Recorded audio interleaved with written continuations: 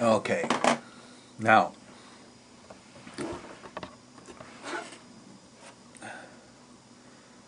Steiner started with, in his philosophy of freedom from a particular place, and I want to link up to that, but I want to do some preliminary work first, because I think it's important we be phenomenologists of our interior life, that we try to see phenomenon, try to be objective about what goes on in our subjectivity. And I think part of the exceptional state is developing the ability to step back from it a little bit and go, oh, I just did that. That's weird.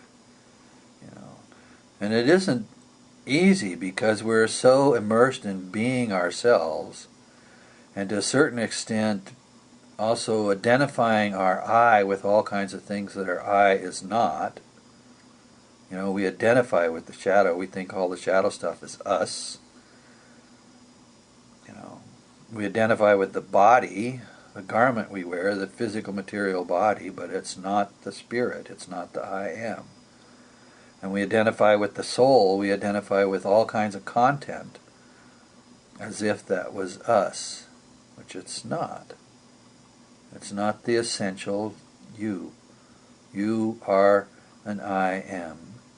And in the biography, and for reasons of karma and gosh knows what all, we all form these relationships where we think we're the body and the soul as well as the spirit. And that's valid. I'm not invalidating it. But I am saying that if we're going to do introspective activity, we have to recognize that the stuff is not what reaches out and shakes your hand or hugs you and gives you comfort. The stuff separates us. In the spiritual world, there's no stuff.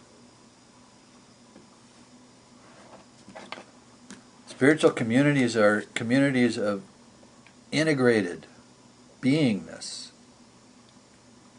And on the earth we try to do that. In relationships we try to grow close.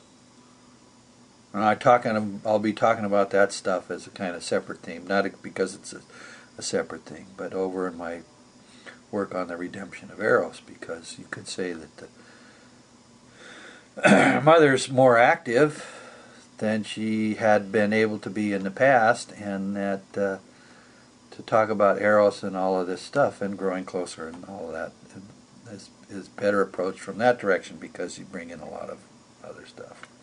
Here we're kind of growing closer with ourselves, not with someone else,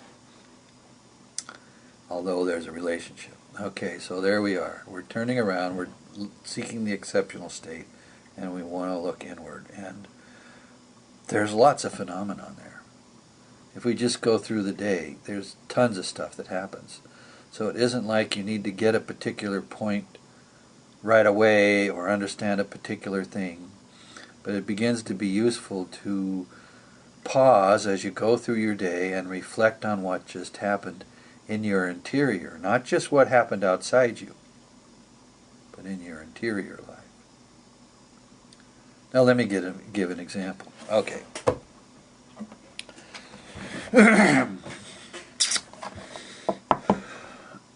You're going to go see somebody, and this is an important meeting.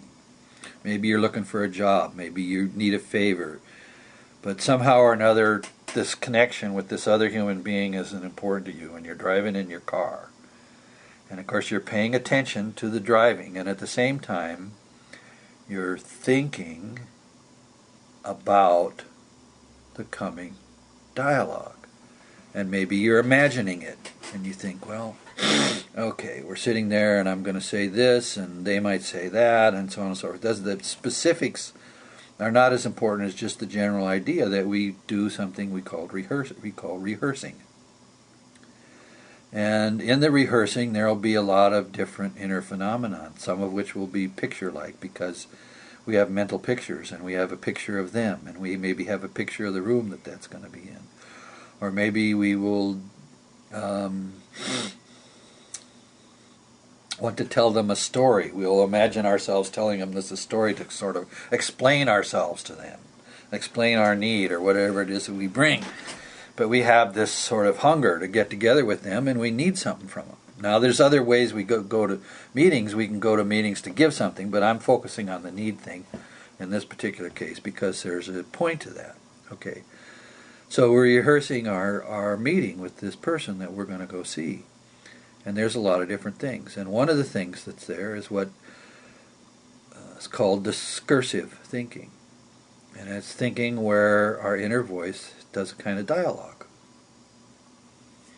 And we imagine, things at the same time. I mean, these are going on simultaneously, but there is this back and forth. And a typical example of what this can be like, for example, is the mother that sits in, this is my favorite one, she's in the kitchen. She's doing the dishes. And while she's doing the dishes, she's worrying about something. She's thinking about something. And she'll say to the kids making a lot of screaming and yelling or too much TV in the living room, she'll say, "Stop that, I can't hear myself think."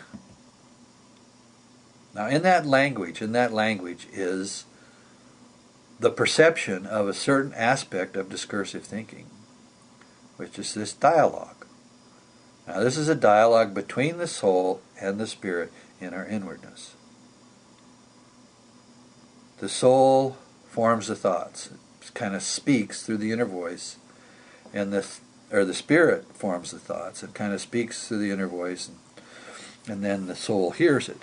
So we have this inner dialogue, this discursive thinking, and maybe, well, God, we're talking to ourselves. See, I'm talking out loud, but that thing about talking to yourself out loud. But everybody talks to themselves silently.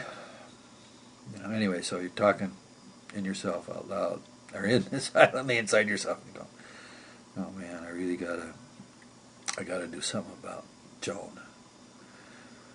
I mean, she's a nice neighbor and everything, but she comes over here, and she just won't shut up. She comes in the house, and she wants this and she wants that, and pretty soon she's begging me for dinner, and I've got to clean this or do that, and she makes it so I can't get my work done around the house, and Ted's going to go home a little while, and she always manages to come just before I'm supposed to be starting dinner for the kids and for Ted, okay? So we rattle on, we talk inside our own heads, and it's discursive thinking, and there's a lot of stuff that goes on with it. It's not separate from other things. It's surrounded by other things. And one of the things is mental pictures. The concepts, what the stuff means. So if you're thinking about Joan and you're thinking about Ted, you generally also have a mental picture of them, And of course, we're not paying a lot of attention to that. We're just paying a little bit of attention to that. Because the focus of the I at that point in discursive thinking is about the worry thing. See? Or worrying. Oh, what am I going to do? What am I going to do? And maybe we're looking for strategies. We want to figure out, well, if I do this different, or maybe I can get her out of the house, or, whatever, right? And in addition, connected to all that are going to be feelings, emotional energy. So we have mental pictures and emotional energy, all of which surround the discursive thinking, and an element of the will as well. The will in thinking is present in this activity. So you can begin to observe yourself and say, oh, yeah, okay, that goes on inside me. Next video, please.